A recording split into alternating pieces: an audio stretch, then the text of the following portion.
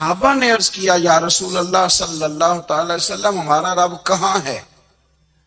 ہمارا نا اپنے رب کو دیکھنے کو جی چاہتا ہے۔ جب صحابہ نے یہ عرض کیا تو اللہ نے قرآن مجید نازل کیا، فرمایا وَإِذَا سَأَلَكَ عِبَادِي عَنِّي فَإِنِّي قَرِيبٌ۔ محبوب، جب میرے بندے آپ کی بارگاہ میں آ کے میرے بارے میں پوچھے نا تو ان سے کہہ دینا میں ان کے قریب ہی ہوں، قریب ہی ہوں۔ دلیل کیا ہے؟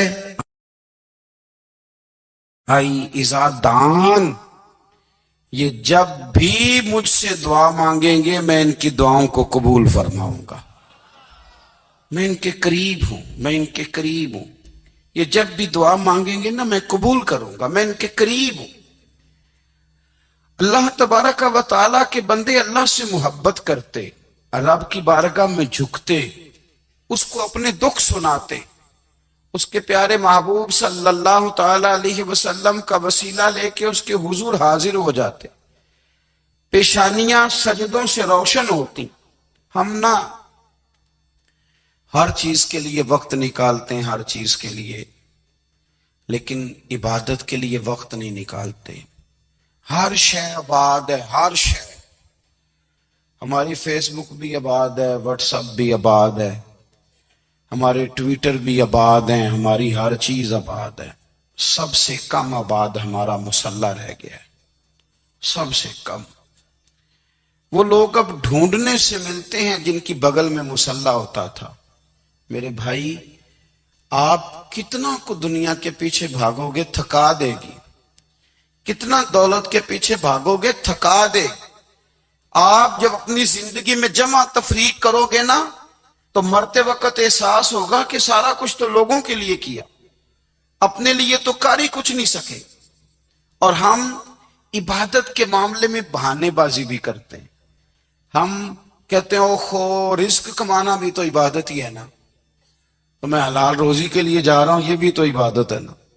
میری طرح کے لوگ کہہ دیتے ہیں کہ میں سویرے اٹھ کے مدرسے میں کچھ اسباق دیکھتا ہوں تو یہ بھی تو عبادت ہے، میں بیان کرنے کے لیے مطالعہ کرتا ہوں تو یہ بھی تو عبادت ہے نا، اتنے اتنے لمبے سفر کر کے ملک میں دنیا میں گھومتا ہوں تو یہ بھی تو میں عبادت ہی کر رہا ہوں۔ اب اسپیشل نفلوں کے لیے وقت کس طرح نکلے، اسپیشل کر کے تسبیح میں کیسے چلاؤں، میں سارا کچھ ہم بہانے بنا لیتے ہیں نا۔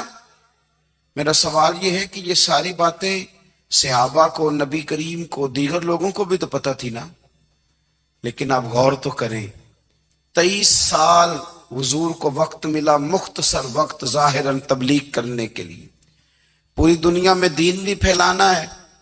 گھر میں 11 ازواج ہیں، 4 بیٹیاں ہیں، ان کی اولادیں، سارے کام کاج بھی دیکھنے، لیکن سیدہ طیبہ طاہرہ حضرت عائشہ صدیقہ رضی اللہ تعالیٰ عنہ فرماتی ہیں سارا دن تبلیغ کرتے، ہر غلام کے دکھ سنتے، گھر میں آتے تو اپنے گھر والوں کا خیال کرتے، کام میں ہمارا ہاتھ بٹاتے۔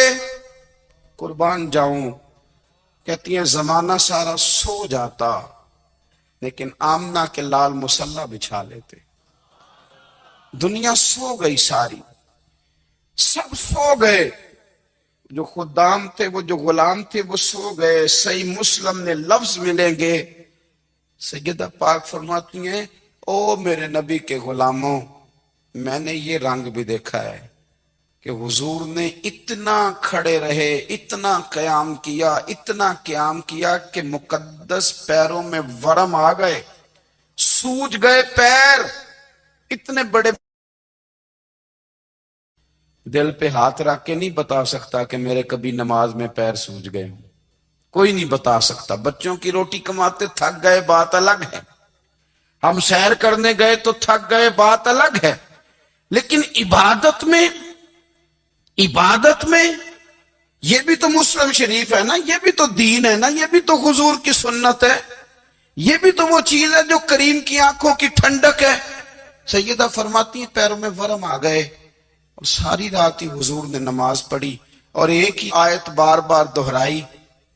مسجد نبی میں بلال حبشی نے فجر کی اذان دے دی اور حضور ابھی مصلی پہ تھے، کریم فارغ ہوئے، میں نے عرض کی یا رسول اللہ صلی اللہ علیہ وسلم، آپ کے تو صدقے اللہ اگلے پچھلوں کے گناہ معاف کرے گا، تو آپ اتنی آہوزاری کیوں فرماتے ہیں؟ آپ تو شفیع ہیں، آپ تو انبیاء کے امام ہیں۔ تو حضور نے فرمایا عائشہ تم نے گنوایا ہے نا میرے اللہ کی مجھ پر کتنی رحمت ہے، افلا اکون عبدا شکورا، فرمایا اگر اس نے اتنی نعمتیں دی ہیں تو کیا میں اس کا شکر گزار بندہ نہ بنوں؟ میں شکر گزار بندہ نہ بنوں اس کا؟ پھر اگر اتنی نعمتیں اس نے دی ہیں، مجھے اتنا نوازا ہے، تو پھر میں اس کے سامنے سجدے نہ کروں؟ او میرے بھائی، بڑے قابل فخر لوگ ہیں ہم کہ ہم نبی پاک کے غلام ہیں، ہم قابل فخر ہیں کہ نبی کریم کے غلام ہیں۔ کیا کبھی اس غلامی کے شکرانے میں بھی 2 نفل پڑھے کہ یا اللہ تیرا شکر ہے تو نے ہمیں حضور کا غلام بنایا ہے؟ یاد رکھیں کہ اپنی روحانی زندگی کو آباد کریں، استغفار پڑھیں، تسبیحات کریں۔ حضرت عبداللہ ابن عمر رضی اللہ تعالیٰ عنہ حضرت عمر کے صاحبزادے، مکہ مکرمہ میں ان کی قبر ہے۔ میں نے جب انہیں پڑھا تو مجھے ان سے بڑا پیار ہو گیا، لیکن آپ کو پتہ ہے وہاں جا کے کسی شخص کا مزار تلاش کرنا یا پوچھنا ایک مشکل کام ہوتا ہے۔ تو ایک دفعہ میں مکہ شریف میں حاضر تھا، تو ایک گاڑی والا ڈرائیور مجھے کہنے لگا کہ مولانا میں آپ کو جانتا ہوں، مجھے آپ سے محبت ہے، ایک بات بتاؤں آپ کو؟ میں نے کہا بتاؤ۔ کہنے لگے حضرت عبداللہ ابن عمر کی قبر دیکھنی ہے۔ میں نے کہا یہ تو نہیں کہہ رہا، یہ کسی نے بندوبست کرایا ہے، یہ اللہ نے تیرے دل میں بات ڈالی ہے، یہ ہو گیا تو لے چل مجھے۔ حضرت عبداللہ ابن عمر کو نبی پاک نے فرمایا تھا راجل صالح، یہ نیک بندہ ہے، یہ متقی آدمی۔ حضرت عبداللہ ابن عمر رضی اللہ تعالیٰ عنہ سیدنا فاروق اعظم رضی اللہ تعالیٰ عنہ کے صاحبزادے ہیں، اور ان کی ہمشیرہ سیدہ حفصہ رضی اللہ تعالیٰ عنہ حضور کی زوجہ محترمہ۔ ایک دن اپنی ہمشیرہ سے کہنے لگے کہ نبی کریم صلی اللہ تعالیٰ علیہ وسلم گھر میں آئے نا، اور اگر حضور غم امت میں پریشان نہ ہوں، طبیعت کو حشاش بشاش دیکھو، تو ذرا پوچھنا تو صحیح حضور کا میرے بارے میں کیا خیال ہے، پوچھنا تو صحیح کہ کریم کی بارگاہ میں میرا کیا مقام ہے، میرے بارے میں حضور کیا فرماتے ہیں۔ اب بہن کو کام بتائے، اور بتائے بھی بھائی، اور پھر بہن وہ کام نہ کرے، یہ تاریخ میں ہوتا نہیں۔ اللہ تبارک و تعالیٰ کی عبادت کا ایک ہوتا ہے نماز پڑھنا، ایک ہوتا ہے اہتمام کے ساتھ نماز پڑھنا، یعنی ذرا وقت پہ اٹھنا، ذرا صحیح کر کے وضو کرنا، ذرا شوق سے مصلی بچھانا۔ ایک ہوتا ہے تسبیح پڑھ لینا، اور ایک ہوتا ہے ذرا تھوڑا سا نا شوق کے ساتھ اللہ کو یاد کرنا۔ آپ کبھی جو میں نے آیہ کریمہ پڑھی اس کی آپ شان نزول دیکھیں، نبی کریم صلی اللہ تعالی علیہ وسلم کے نا کچھ صحابہ اللہ کی محبت کے شوق میں حضور کی بارگاہ میں حاضر ہوئے، اور انہوں نے آ کے عرض پتہ کیا کیا؟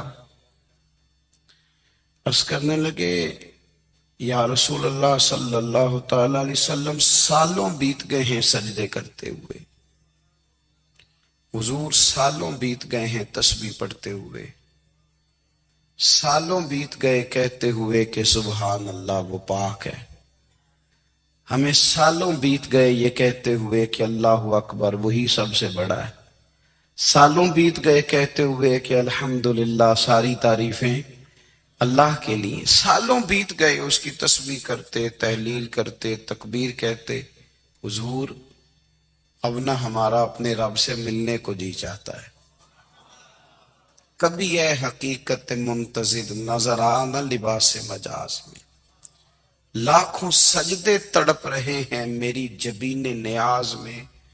اور اقبال کہنے لگے کہ تیرے عشق کی انتہا چاہتا ہوں، تو میری سادگی دیکھ کیا چاہتا ہوں، میرا ذرا سا تو دل ہے مگر شوخ اتنا، میں وہی لن ترانی سنا چاہتا ہوں۔